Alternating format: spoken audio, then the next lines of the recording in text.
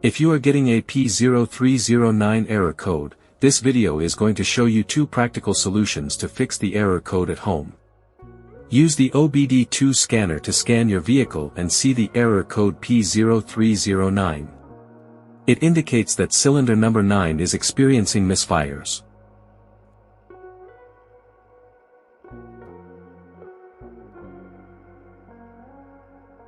There are 2 simple DIY solutions you can try to solve this problem.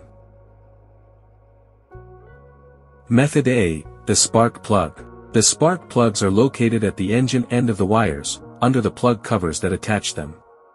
First, carefully remove the spark plug. Use the spark plug gapper to check the spacing of this spark plug. Normally the spacing should be between 0.024 to 0.071 inches. As you can see, the spacing of this spark plug is a bit low. Use the spark plug gapper to increase the spacing back to the normal range. But if you see there is obvious damage on the spark plug, just simply replace it with a new one. Method B, the ignition coil. Ignition coils are usually installed directly at the cylinder head, above the spark plug. First, carefully remove the ignition coil from the engine.